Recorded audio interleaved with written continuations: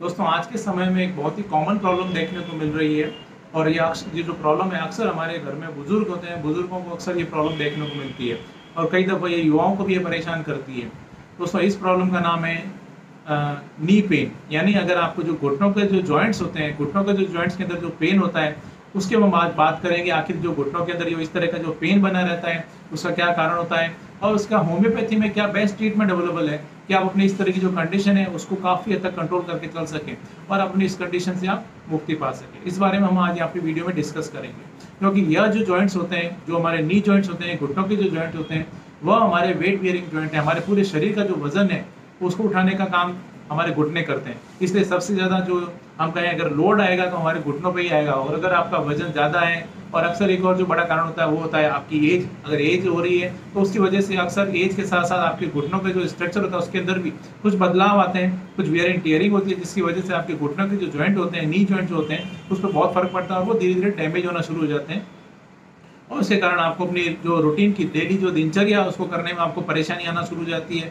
आपको चलने फिरने में, मूवमेंट में परेशानी आती है और उसके साथ साथ आपके घुटनों में काफ़ी तेज दर्द बना रहता है। आपके लिए कई दफ़ा ये जो दर्द होता है वो असहनीय हो जाता है। उसके साथ साथ ही आपके घुटनों में रेडनेस आ जाएगी और उसके साथ साथ ही आपको सीढ़ियाँ चढ़ने में, उतरने में परेशानी आती है, आपको चलने फिरने में परेशानी आती है, इवन आप नीचे बैठ नहीं सकते हैं। इस तरह से आपके घुटनों में काफ़ी स्टिफनेस भी आ जाती है और जब आप चलते हैं तो कई दफ़ा ऐसा भी होता है कि आपके घुटनों में कट कट की आवाज़ आना शुरू हो जाती है।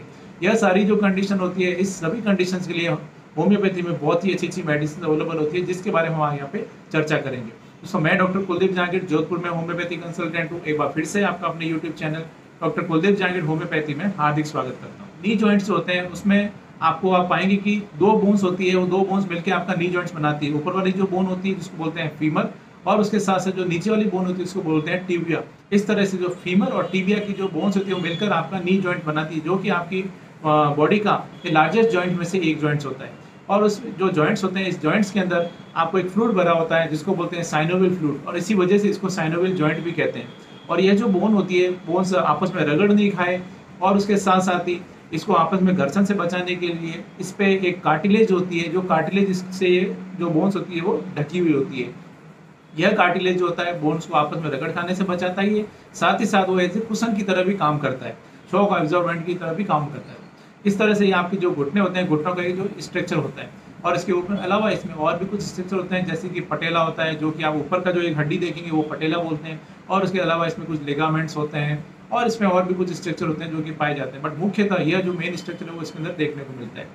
अब जैसे जैसे आपकी एज बढ़ती है, एज बढ़ने के साथ साथ ही आपके घुटनों का जो स्ट्रक्चर है, स्ट्रक्चर में धीरे धीरे चेंज आना शुरू होता है एज के साथ साथ। और उसके साथ साथ अगर आपका वजन ज़्यादा है तो और भी कई कारण होते हैं जो हम आगे डिस्कस करेंगे। और उसके साथ उसकी वजह से जब आपके घुटनों में स्ट्रक्चर में जब चेंज आता है तो उसके कारण आपको जोड़ों से संबंधित कुछ प्रॉब्लम आना शुरू हो जाती है। सबसे पहले इसमें क्या होता है कि आपके जो जोड़ों के बीच का जो फ्लूइड होता है, फ्लूइड जो होगा वो धीरे धीरे कम होना शुरू हो जाता है। और उसमें आप जब डॉक्टर के पास जाते हैं तो आपने अक्सर सुना होगा, डॉक्टर बोलते हैं कि आपको इसके अंदर ग्रीस कम हो गया है। एक जनरल लैंग्वेज अगर बात करें तो उसके अंदर जो फ्लूइड है, फ्लूइड सूख गया है या कम हो गया है। दूसरा जो होता है वो जो घुटने होते हैं, घुटनों की जो दोनों बोन्स होती है उसके अंदर बीच का जो गैप है, वो डॉक्टर अक्सर बोलते हैं कि बीच का जो गैप है वो गैप कम हो गया है। और वो जो जब गैप जो होता है वो दोनों बोन्स के बीच में गैप कम हो जाता है, उसकी वजह से आपस में जो बोन्स होती है वो रगड़ खाना शुरू हो जाती है, और जब वो रगड़ खाती है तो आपको काफ़ी पेन होता है। यह पेन का एक मुख्य कारण होता है। और उस वजह से जब वो आपस में रगड़ खाती है तो वहाँ की जो कार्टिलेज होती है वो डैमेज होना शुरू हो जाती है।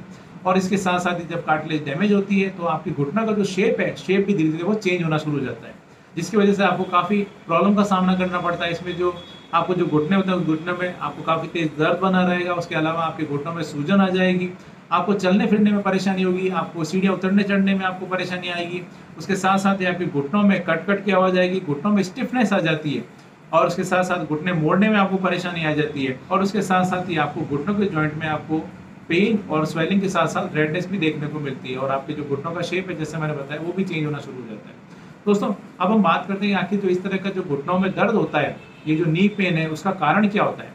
अक्सर जो इसका कारण होता है वो होता है, आपको अगर कोई घुटनों में कोई इंजरी लगी है, आपको कभी कोई चोट लगी है, तो चोट इसका सबसे बड़ा कारण माना जाता है।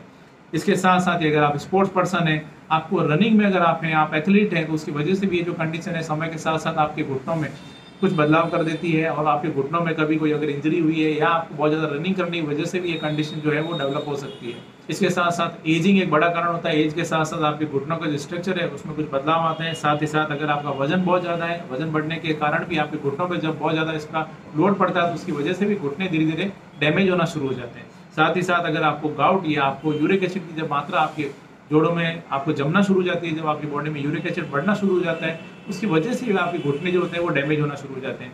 अगर आपको आरए रूमेटॉइड आर्थराइटिस है तो उसकी वजह से भी आपके घुटने डैमेज हो सकते हैं। साथ ही साथ अगर आपको ऑस्टियोआर्थराइटिस हुआ है तो उसकी वजह से डैमेज हो सकते हैं। अगर आपको ऐसे कुछ प्रोफेशन में कि आपको बहुत ज़्यादा पैदल चलना पड़ता है या आपको वजन उठाकर बहुत ज़्यादा चलना पड़ता है, आपको ऐसा कुछ कामकाज करते हैं, उसकी वजह से भी आपके जो घुटने हैं घुटने डैमेज हो सकते हैं। यह इसके कुछ मुख्य मुख्य कारण होते हैं। इसके साथ साथ दोस्तों अब हम बात करते हैं कि अगर आपको इस तरह की कंडीशन देखने को मिल रही है तो आपको ऐसी कंडीशन में आपको क्या करना चाहिए। दोस्तों ऐसी जब भी कंडीशन है तो मैं आपको सजेशन दूंगा, आप अपने आसपास में एक बार होम्योपैथी डॉक्टर से आप जरूर संपर्क करें। ऐसी जो कंडीशन है, ऐसी कंडीशन में होम्योपैथी में बहुत ही अच्छी अच्छी मेडिसिन आती है जिसके द्वारा आप अपनी इस तरह की जो कंडीशन है उसको काफ़ी हद तक कंट्रोल करके चल सकते हैं। आप अपनी लाइफ को आसान बना सकते हैं। दोस्तों इसमें कुछ काम में आने वाली मेडिसिन की हम यहाँ पे चर्चा करेंगे, या मैं कहूँगी जो मैं अक्सर अपने पेशेंट्स को देता हूँ उसकी अगर मेडिसिन की मैं बात करूँ, इसमें जो सबसे पहली और जो मुख्य मेडिसिन है वो है मेडोरिनम 1M। अगर इस तरह की जो कंडीशन देखने को मिल रही है, ऐसी कंडीशन में मेडोरिनम 1M बहुत अच्छा काम करती है। मेडोरिनम 1M 3 बूंद डायरेक्ट टंग पर वीक में केवल एक बार लेने के लिए मैं देता हूँ, और इसको जैसे मान लीजिए संडे को आपने लिया है तो वापस आपको नेक्स्ट संडे को 3 बूंद डायरेक्ट टंग पर आपको लेनी होती है। इस तरह से वीक में केवल एक बार मेडोरिनम 1M की 3 बूंद डायरेक्ट टंग पर आपको लेनी होती है। नेक्स्ट जो मेडिसिन है जिसके इस तरह की कंडीशन बहुत अच्छे रिजल्ट देखने को मिलते हैं वो है कॉस्टिकम 200। इस तरह की जो कंडीशन है कॉस्टिकम 200 बहुत अच्छा काम करती है।